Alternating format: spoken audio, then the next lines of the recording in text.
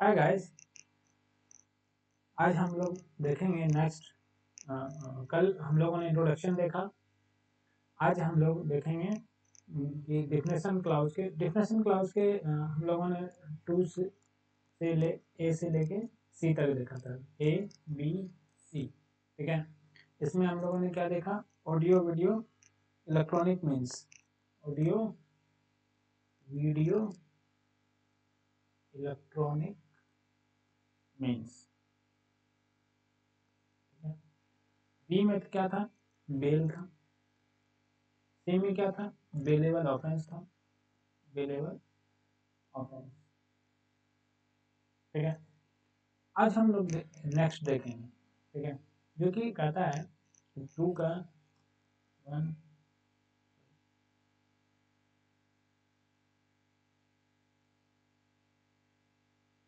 D, ठीक है। D कहता है कि बेल बॉन्ड क्या होता है? बेल बॉन्ड, हाँ। और एक चीज इसको यहाँ लिख देते हैं न्यू, क्योंकि ये एडेड हुआ है।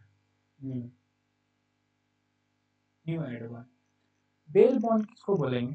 बेल बॉन्ड में कहते हैं कि undertaking release with surety, undertaking with surety. अब ये सियोरिटी क्या होता है? ठीक है, सियोरिटी जो होता है कि सपोज करो, एक होता है सियोरिटी, एक होता है सिक्योरिटी। सिक्योरिटी, ठीक है। सिक्योरिटी जब हम पर्सनल बॉन्ड पे छोड़ा जाता है तो उसमें सिक्योरिटी लिया जाता है। सिक्योरिटी मीन्स समथिंग, कुछ उसके बदले कुछ मॉनेटरी थिंग, मॉनेटरी, ठीक है, या कुछ उसके बदले कुछ रखा जाता है। सिक्योरिटी में क्या होता है कि कोई श्योर लाइक एक पर्सन हो सकता है, ठीक है, इन उसके बदले। तो बॉन्ड, बेल बॉन्ड में विथ सिक्योरिटी रहता है, ठीक है। सिक्योरिटी में मॉनेटरी, जिसे मॉनेटरी रखा लिया जाता है, ठीक है। फिर आता है ई। ई में क्या कहता है? बॉन्ड है। इसमें क्या कहता है? ई में क्या डिफाइन है? बॉन्ड। तो ये बॉन्ड क्या होते हैं? तो बॉन्ड कहता है टू ई बॉन्ड। ये भी न्यू ऐड है, न्यू। ये बॉन्ड कहता है कि इसमें दो चीजें आएंगी। फर्स्ट क्या कहता है कि पर्सनल बॉन्ड, पर्सनल बॉन्ड,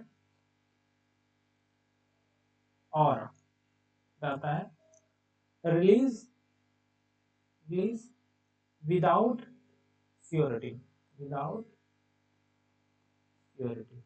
इसमें क्या होता है कि विदाउट सियोरिटी जो है इसको छोड़ा जा सकता है, और पर्सनल बॉन्ड पे दोनों में से कोई एक होना चाहिए, या तो पर्सनल बॉन्ड पे या रिलीज विदाउट सियोरिटी, ठीक है। सियोरिटी का मतलब तो बता ही दिए क्या होता है।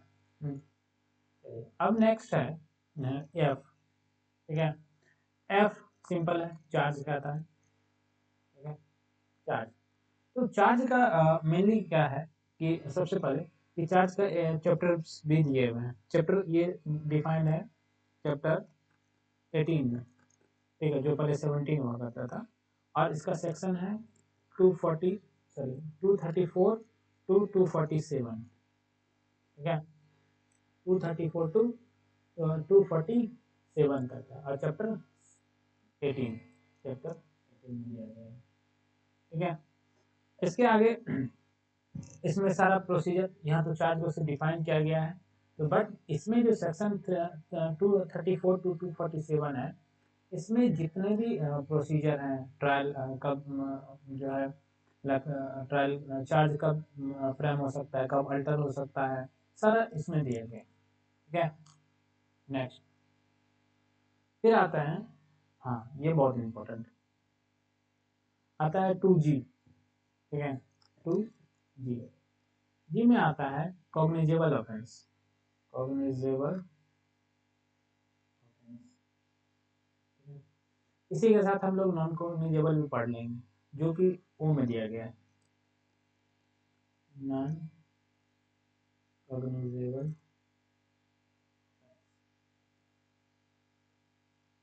ठीक है, सबसे पहले कॉग्निजेबल ऑफेंस देखते हैं कि कॉग्निजेबल ऑफेंस होते क्या है, ठीक है। कहता है कॉग्निजेबल ऑफेंस में, कॉग्निजेबल ऑफेंस कहाँ दिया गया है, ठीक है। कॉग्निजेबल कौन सा क्राइम ऑफेंस कॉग्निजेबल है या नॉन कॉग्निजेबल, ये भी फर्स्ट शेड्यूल में दिया गया, फर्स्ट शेड्यूल में दिया गया, ठीक है। और कहता है कि कोई भी पुलिस ऑफिसर, कोई भी पुलिस ऑफिसर विदाउट जो है अरेस्ट, अरेस्ट जो कर सकता है विदाउट, विदाउट वारंट, ठीक है, विदाउट वारंट कर सकती है under, under the according to accordance, accordance with first schedule, first schedule और under any law, under any law, any other law for the time being, for the time being.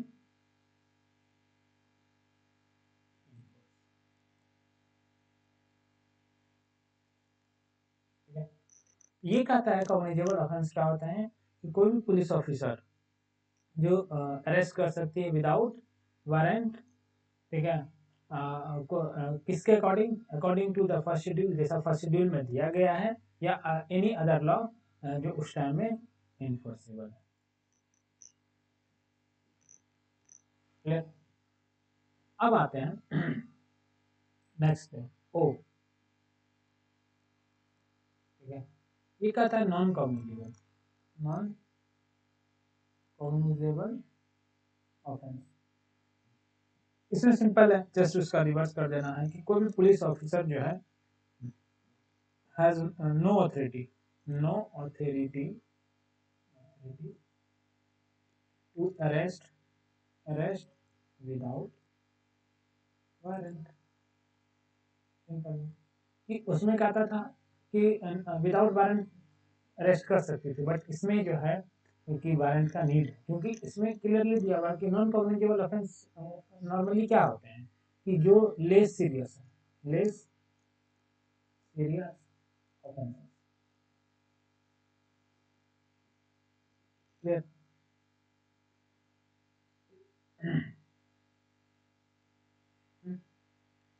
ठीक है, non communicable offences इसी को बोला जाता है। एक data है जो कि सपोज करो कि कोई भी क्राइम हुआ, ठीक है, एक क्राइम हुई जिसमें क्या क्या देखा गया कि कंसिक्वेंसेस, एक ऑफेंस करने गया, ठीक है, उसमें कंसिक्वेंसेस में बहुत सारे ऑफेंसेस हो गए, ठीक है। इसमें से कुछ ऑफेंस ऐसे हैं जो कम्युनिकेबल हैं, कुछ ऑफेंस हैं जो नॉन कॉग्निजेबल। तो हम एक जब इसका फॉर्म फॉर्म होगा, एक इसका क्रिप्स बनाएंगे, तो वो हम किसको एग्रीगेट करेंगे, कॉग्निजेबल ऑफेंस को या नॉन कॉग्निजेबल ऑफेंस को। तो कहता है कि बहुत सारा सीरीज के ऑफेंसेस हुए हैं, ठीक है। कहता है कि सारे यदि all are in the form in cognizable offence, sorry non cognizable offence, और उसमें से एक भी कॉग्निजेबल ऑफेंस है ना, तो सारे को क्या माना जाएगा कि वो क्राइम कैसा है, वो ऑफेंसेस कैसा है, कॉग्निजेबल ऑफेंस है, कॉग्निजेबल ऑफेंस। क्लियर। तो और नेक्स्ट क्या कहता है कि लिखवा देते हैं पहले तो फर्स्ट, सपोज करो कि दोनों ही cognizable offence, cognizable offence plus cognizable offence, ये तो इक्वल टू क्या हो जाएगा, कॉग्निजेबल ऑफेंस। दूसरा कहता है कि यदि एक non cognizable, non cognizable plus cognizable equal to क्या हो जाएगा, कॉग्निजेबल हो जाएगा। फिर तीसरा है कि दोनों ही नॉन कॉग्निजेबल, दोनों ही क्या है, नॉन कॉग्निजेबल, तो क्या हो जाएगा, नॉन कॉग्निजेबल। क्लियर। तो इसको हम बोलते हैं कि ये सीरीज ऑफ एक्ट, ठीक है। कि मान लेते हैं बहुत सारा ऑफेंसेस होगा, सपोज कि बहुत सारा ऑफेंसेस होगा, उसमें से एक जो है नॉन कॉग्निजेबल, अदर कॉग्निजेबल, उसको क्या क्रिप्स माना जाएगा? कॉग्निजेबल ऑफेंस है। नेक्स्ट देखते हैं, नेक्स्ट क्या कहता है कि ये तो हो गया, इसमें और कोई तो प्रॉब्लम नहीं होनी चाहिए। नेक्स्ट है जी हो गया। अब आते हैं एच। एच है कंप्लेन। ठीक है, कंप्लेन क्या है? कंप्लेन आसान है। कंप्लेन कहता है कि एक फॉर्मल क्या है, एक एलिगेशन है। ठीक है, एक एलिगेशन है जो या तो किया जाता है ऑरली या इन राइटिंग। ऑरली या राइटिंग, किसको? To a magistrate. हाँ, ये बहुत इंपॉर्टेंट, मजिस्ट्रेट। ठीक है, चाहे हाँ मजिस्ट्रेट, वो जो पर्सन होगा या तो सम पर्सन, वेदर नॉन और unknown, has committed an offense। ठीक है, ये चीज हो गया इतना। बट इसमें क्या इंक्लूड नहीं होता है? कहता है कि does not include police report. ठीक है, ये बहुत इंपॉर्टेंट। कहता है कि कंप्लेन है क्या? कंप्लेन कहता है कि एक एलिगेशन है जो कि किया गया है ओरली या रिटर्न में। किसको? मजिस्ट्रेट को। तो मजिस्ट्रेट को जो किया जाएगा, तो हाँ एक चीज और आता है कि वो पर्सन जो कर रहा है वो कंप्लेन, वो चाहे वो जानता हो चाहे नहीं जानता है, किसको है? जो उसको कमिटेड किया है ऑफेंस को। ठीक है, बट इसमें क्या इंक्लूड नहीं होगा? पुलिस रिपोर्ट इंक्लूड नहीं होगा। इसका जो एक्सप्लेनेशन है ना, वो बहुत इंपॉर्टेंट है। कहता है कि यदि कोई भी रिपोर्ट जो है, कोई रिपोर्ट मान लेते हैं पुलिस रिपोर्ट, पुलिस रिपोर्ट जो है डिस्क्लोजेस हुआ, कब? After investigation. आफ्टर इन्वेस्टिगेशन क्या डिस्क्लोज हुआ? कि जो ऑफेंसेस हुआ है ना, वो कैसा है? नॉन कम्युनिकेबल है, नॉन कम्युनिकेबल। ठीक है, और वो जो डिस्क्लोज हुआ नॉन कम्युनिकेबल, तो वो जो रिपोर्ट गया उसको क्या मान लिया? वो उसको मान लिया जाएगा कंप्लेन।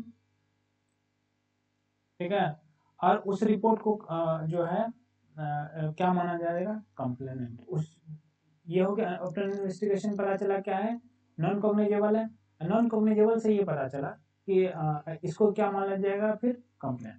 ठीक है, after police report, police report को कब माना जाएगा? जब आफ्टर इन्वेस्टिगेशन, इन्वेस्टिगेशन के बाद ये पता चलता है तो। ठीक है, फिर वो भेज दिया जाता है कहाँ?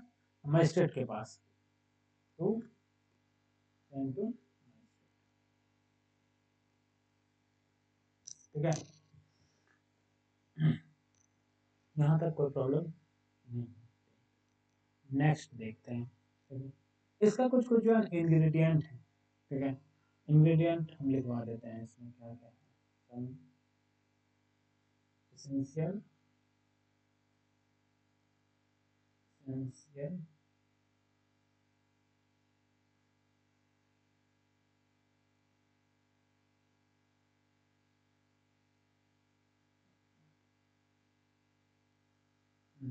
एसेंशियल एसेंशियल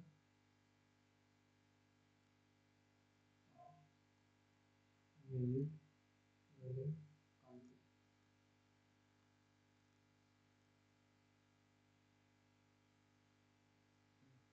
फर्स्ट क्या कहता है? देखो, पहला कहता है एलिगेशन, एलिगेशन जो होगा, एलिगेशन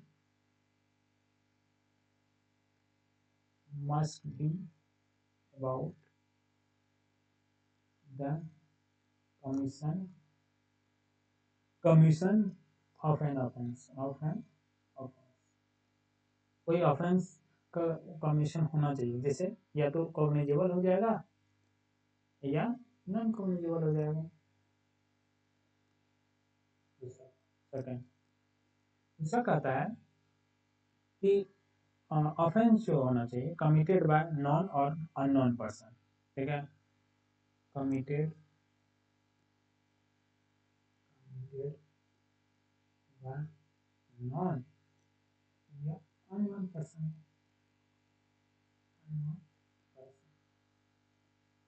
तीसरा कहता है कि किसको करेगा, टू मजिस्ट्रेट, मजिस्ट्रेट को करेगा, ठीक है। और इसमें क्या इंक्लूड नहीं होगा, डज नॉट इंक्लूड,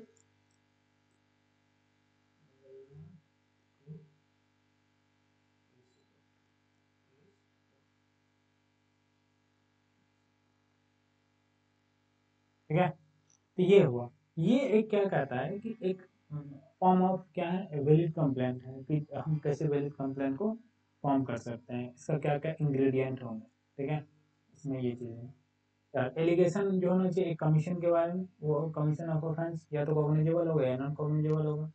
कहता है कि फिर पर्सन जो होगा या कमिटेड जो क्या नॉन होना चाहिए या नॉन, किसको करेगा, मजिस्ट्रेट को, और इसमें पुलिस रिपोर्ट इंक्लूड नहीं होता है, ठीक है।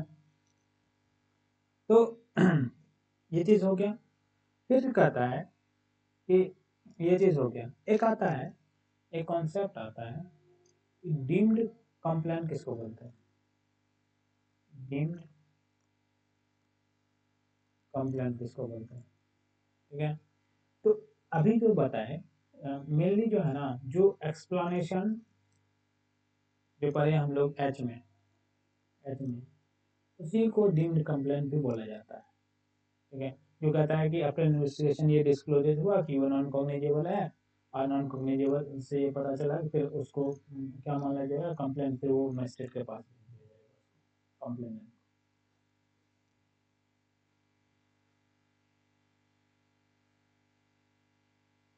क्लियर। तो ये डीम्ड कंप्लेंट हो गया। फिर क्या एसेंशियल्स हैं वो भी बता दिए, ठीक है। और एक चीज इसमें क्या देखा जाता है कंप्लेंट में कि कुछ एक एक्सेप्शन है। क्या एक्सेप्शन है, अभी तो हम लोग यहाँ क्या पढ़े कि कोई भी जाके उस ऑफेंस का कंप्लेन कर सकता है, चाहे वो नॉन हो या अननोन, कोई भी ऑफेंस करे। बट एक जगह सीआरपीसी में, सॉरी बीएनएसएस में ही एक सर्टन एक्सेप्शन, ठीक है। क्या एक्सेप्शन है कि नॉर्मली कंप्लेन कहता है कि एग्रीड जो पर्सन होंगे, जरूरी नहीं है कि वही करे, कोई भी कर सकता है कंप्लेन। बट सर्टन एक्सेप्शन, वो सर्टन एक्सेप्शन कहाँ से कहाँ तक दिया हुआ है कि कहता है कि सेक्शन 215 टू 222 तक दिया गया है। कहता है इस सिचुएशन में, ठीक है, इस सिचुएशन में जब तक जो है वो खुद जो पर्सन होगा वो जब तक नहीं करेगा कंप्लेन, वो तब तक कंसीडर नहीं किया जाएगा, ठीक है। A complaint need not be person agreed except in case of falling under section 215 to 220 of the Samhita. Any person having knowledge of commission of any offense can file a complaint. ये मेरी exception है, ठीक है। फिर आता है next, फिर आता है ये तो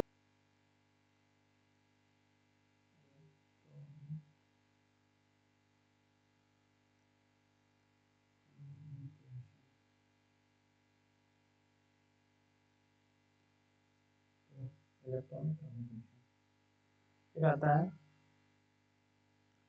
इसमें कुछ ज़्यादा इम्पोर्टेंट है नहीं। इसमें मेनली याद रखने वाली ये चीज़ है कि इसमें ऑडियो वीडियो प्लेयर कैमरा ये सब को इंक्लूड किया गया है, ठीक है।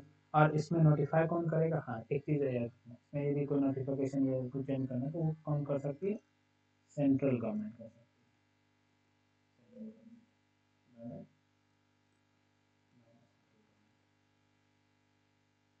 ठीक। फिर आता है के क्या कहता है, के सिंपल है। के कहता है कि इंक्वायरी,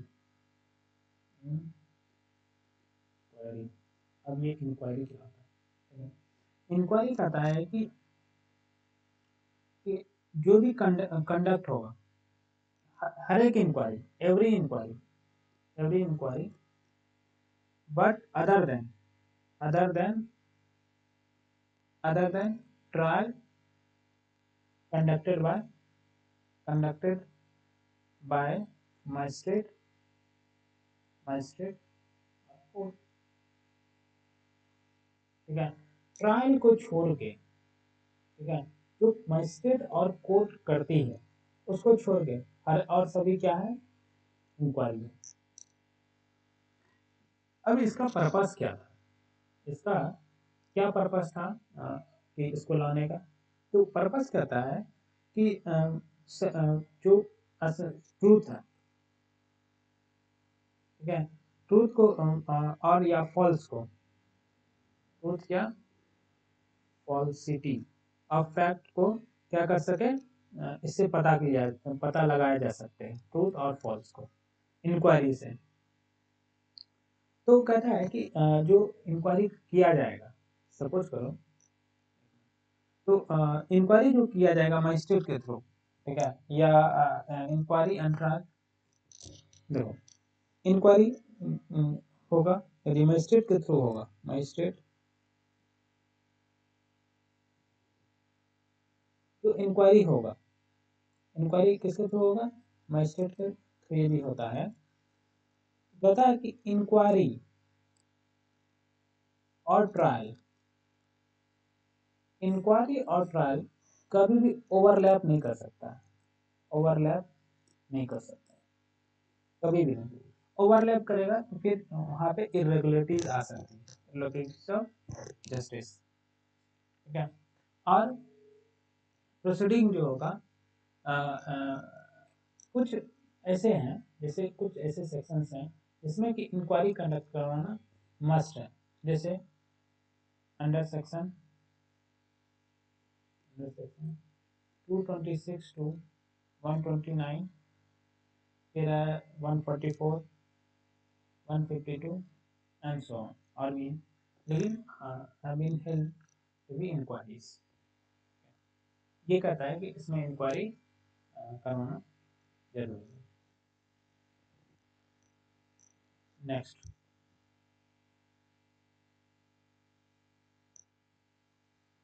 फिर आता है इन्वेस्टिगेशन। हाँ, ये भी बहुत इंपॉर्टेंट है। ये किसमें है, ये जो है आपका इन्वेस्टिगेशन से आई हो गया, इलेक्ट्रॉनिक कम्युनिकेशन हो गया, फिर इंक्वायरी हो गया, इंक्वायरी हो गया, एक चीज छूट गया, वो जे में दिया गया है, हाई कोर्ट, ठीक है। हाई कोर्ट से याद रखना है, ये सब वही चीज़ कहता है कि हाई कोर्ट जो है एक स्टेट में होगा, ये यूनियन टेरिटरी जिसका जुडिक्शन जो हाई कोर्ट में पड़ता है वो एक्सटेंड हो सकता है ना। और जो रिलेशन मतलब इसका जो भी फॉर्म होगा, ये यूटी है तो highest court of criminal appeal for territory other than supreme court हो, तो कहता है कि यूटी का भी एक्सटेंशनलिटी होता है, तो वो हम कर सकते हैं इन द हाई कोर्ट, ठीक है। जैसे Calcutta high court, Calcutta high court जो है, कलकत्ता हाई कोर्ट में कलकत्ता बंगाल तो है ही, बट अंडमान निकोबार भी आता है, ठीक है, क्योंकि अंडमान निकोबार यूटी है, तो कहते हैं यही यही एक्सटेंशन हो सकता है, क्योंकि इसका कलकत्ता हाई कोर्ट का जुडिक्शन यहाँ तक, यहाँ तक अंडमान तक, ये हो सकती है। नेक्स्ट, फिर आता है ये हो गया, एल कहता है इन्वेस्टिगेशन, इन्वेस्टिगेशन क्या कहता है, इन्वेस्टिगेशन, इन्वेस्टिगेशन सिंपल थिंग है, ठीक है। इन्वेस्टिगेशन जो है मेन पर्पस इसका क्या है, इन्वेस्टिगेशन का मेन पर्पस ऑफ इन्वेस्टिगेशन क्या है, कलेक्शन ऑफ एविडेंस, क्या है, collection of evidence, collection of evidence जो है वो करती है कौन, पुलिस ऑफिसर करेगी, कौन इसको कंडक्ट करेगी, पुलिस ऑफिसर, और अदर देन मजिस्ट्रेट, हाँ ये भी याद रखना, other than magistrate, other than magistrate, ठीक है। मेन पर्पस तो बताई थी, कलेक्शन ऑफ एविडेंस है, ताकि ट्रूथ आ सके बाहर। और देखो इसका एक्सप्लेनेशन भी है, ठीक है। एक्सप्लेनेशन कहता है कि यदि कोई प्रोविजन जो सपोज दैट कोई स्पेशल एक्ट है, तो वहां पे सपोज करो कि बीएनएसएस है और अदर कोई एक्ट है, अदर स्पेशल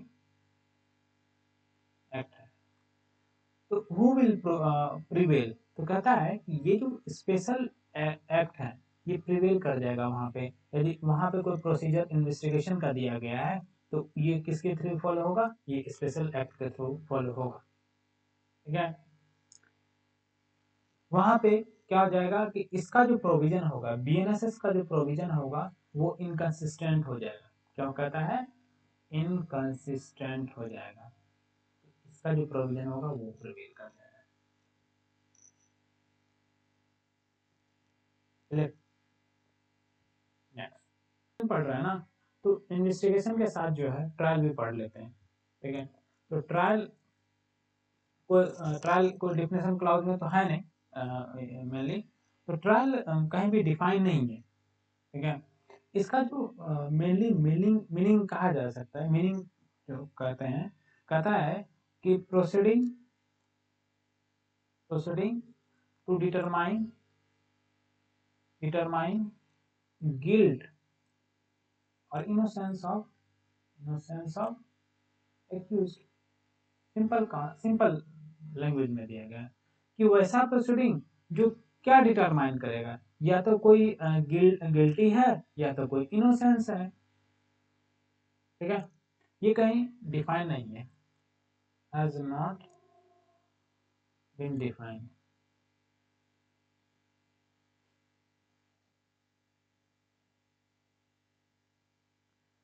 ठीक है। अच्छा देखो एक चीज और, ट्रायल जब भी एंड्स होगा, व्हेन ट्रायल एंड्स, दो ही चीज हो सकते हैं, या तो उसमें एक्विटल होगा या उसमें कन्विक्शन होगा, ठीक है। ये चीज है,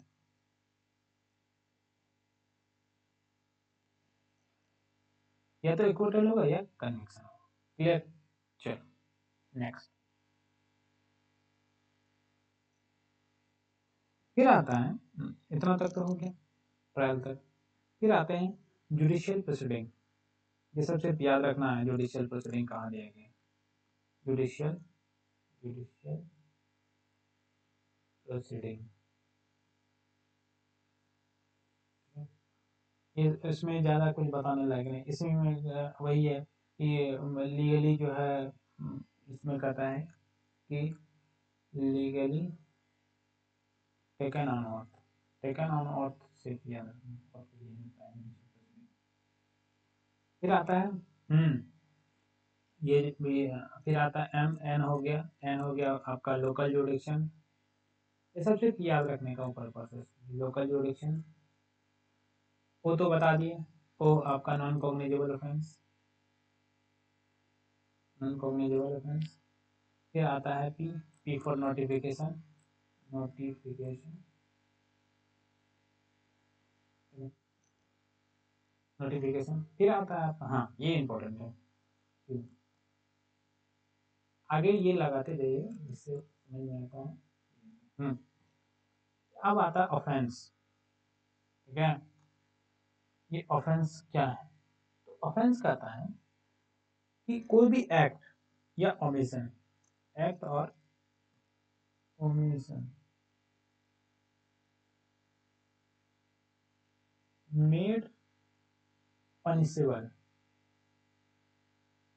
by any law for the time being, for the time being,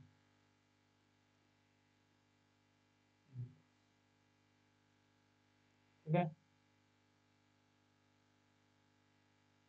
ठीक है, दूसरा कहता है या any act in respect of complaint made be under section 20 of federal trespass,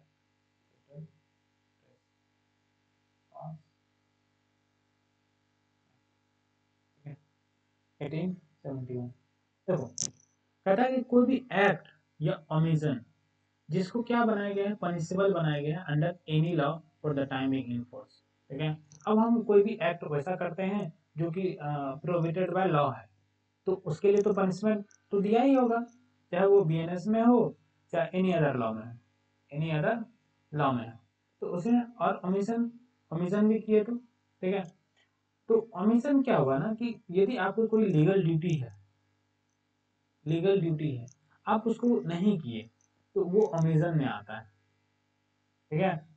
तो ये एक्ट हो गया। सपोज करो कि एक कोई भी पब्लिक सर्वेंट है, ठीक है, कोई भी एक पब्लिक सर्वेंट है, उसको ये काम दिया गया है कि आपको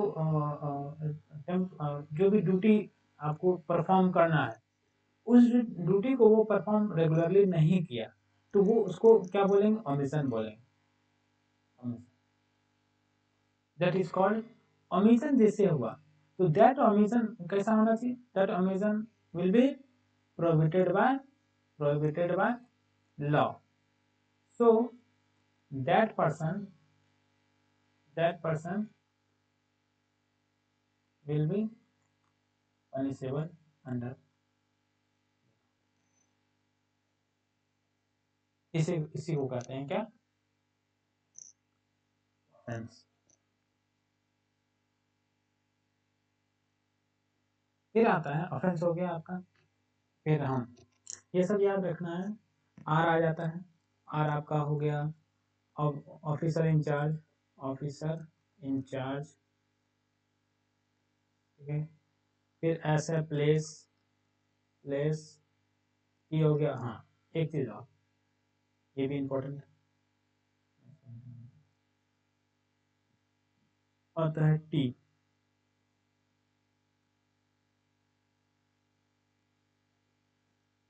पुलिस।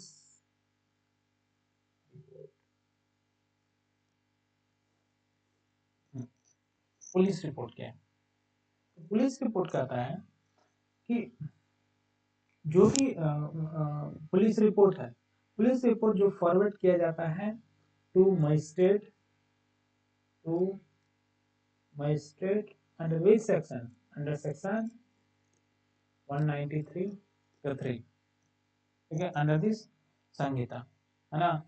तो इसको जब कमीशन का डिस्क्लोजर होता है, disclosure of commission of offence, तो उसको हम क्या बोलते हैं, चार्जशीट, चार्जशीट या चालान भी बोलते हैं इसको, या चालान, ठीक है। ये कब होगा, ये चार्जशीट और चालान कब होगा, तो कहता है कि जब हम कमीशन ऑफेंस का डिस्क्लोज कर दिए, disclosure of commission of offence, ठीक है। ये एक टर्म, दो टर्म और आता है, कहता है ये तो फाइनल रिपोर्ट, और एक आता है क्लोजर रिपोर्ट, क्लोजर रिपोर्ट। तो ये कहता है कि जब डिस्क्लोज नहीं हुआ है, ठीक है, commission of does not disclose, does not disclose, जब तक डिस्क्लोज नहीं हुआ है, डिस्क्लोज क्लोज, तो उसको हम क्या बोलेंगे, फाइनल रिपोर्ट और क्लोजर रिपोर्ट। और जब डिस्क्लोज हो गया है तो उसको बोलेंगे चार्जशीट या चालान बोलेंगे।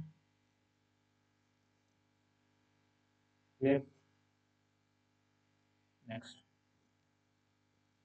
नेक्स्ट है फिर आता है आपका, यूं हो गया police, police station, police station,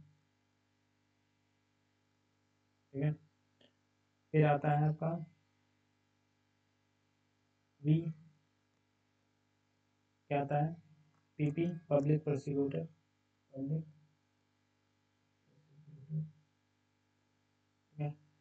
public prosecutor जो अब आ गया अंडर सेक्शन 18 में, जो अपॉइंट कौन करेगा कैसे होगा वो दिया गया है। फिर आता है W, sub division, sub division. हाँ एक चीज और आता है, ये इम्पोर्टेंट है, एक्स है समन केस, ठीक है। अब ये समन केस क्या है, तो समन केस नॉर्मल है, समन केस कहता है कि जो वारंट केस नहीं है, इसको किसको समन किसको बोलते हैं? जो वारंट केस नहीं है। अब ये वारंट केस क्या है? ठीक है, तो आगे देखते हैं, इस नेक्स्ट लाइन में देखते हैं कि सबसे पहले पढ़ते हैं कि वारंट केस क्या है। ठीक है, जो कि दिया गया है 2 का फर्स्ट जेड में, इसको क्या बोलते हैं? Warrant case. ठीक है, अब ये वारंट केस क्या है? तो वारंट केस कहता है कि जिसका पनिशमेंट, ये बहुत इंपॉर्टेंट है, पनिशमेंट पनिशेबल विथ डेथ या इम्प्रिजनमेंट फॉर लाइफ या इम्प्रिजनमेंट एक्सीडिंग 2 ईयर। ठीक है, सिंपल है कि वारंट केस उसी को बोलेंगे जिसका पनिशमेंट 2 साल से ज्यादा हो गया ना, वो वारंट केस में आ गया। जिसका पनिशमेंट 2 साल से जैसे ज्यादा होगा वो किस में आ जाएगा? वारंट केस में आ जाएगा। जैसे इसका रिवर्स हम करते हैं कि जिसका पनिशमेंट जो है लेस देन 2 इयर्स होगा, तो क्या हम उसको समन केस तो बोल ही सकते हैं, क्योंकि इसमें यही बोल रहा है ना कि जो warrant other than warrant case, तो अदर देन वारंट केस में क्या आएगा? यही लेस देन 2 इयर्स आएगा। ठीक है, अब देखो एक चीज और आता है कि ये डिसाइड कैसे होगा कि वारंट केस और समन केस। ठीक है, कि डिटरमाइन वो होता है ट्रायल प्रोसीजर पे, ये होता है और to determine whether is it warrant case or how is it determined? So both are determined by trial procedure। Trial procedure में क्या होता है कि डिफ्रेंशिएट किया जाता है कि कौन सा समन केस और कौन सा वारंट केस है, और ये किस पे क्लासिफाई भी किया जाता है कि सीरियसनेस ऑफ द ऑफेंस पे, सीरियसनेस ऑफ ऑफेंस पे, ये सीरियसनेस ऑफ ऑफेंस पे किया जाता है। नेक्स्ट नेक्स्ट कहता है कि विक्टिम। ठीक है, विक्टिम ये है 2 ठीक है, विक्टिम वही है कि जो सफर किया होगा, सफर एनी लॉस इंजरी, सफर एनी लॉस और इंजरी।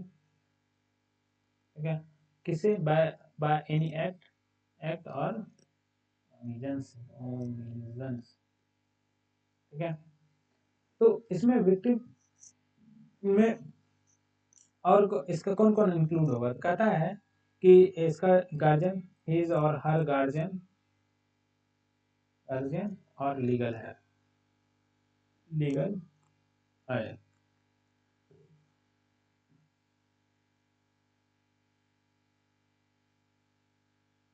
ठीक, ये आपका यहाँ तक जो है क्या कंप्लीट हो गया? Definition clause. यहाँ तक आपका डिफिनेशन क्लाउज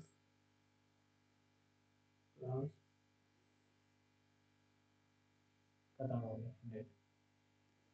अब जो नेक्स्ट हम लोग पढ़ेंगे, नेक्स्ट जो इसमें हम लोग आगे पढ़ेंगे वो पढ़ेंगे चैप्टर 2। ठीक है, चैप्टर 2 पढ़ेंगे जो क्रिमिनल कोर्ट है, क्लासेस ऑफ कॉन्स्टिट्यूशनल ऑफेंसेस है, वो पढ़ा जाएगा। ठीक है, यदि उससे पहले और कोई इंपॉर्टेंट लगा, अभी तो 2 पढ़े, 3 and 4 में यदि इंपॉर्टेंट होगा तो वो हम बता देंगे। 3 and 4 and 5 जो भी इंपॉर्टेंट होगा वो हम नेक्स्ट वीडियो में उसको कवर कर लिया।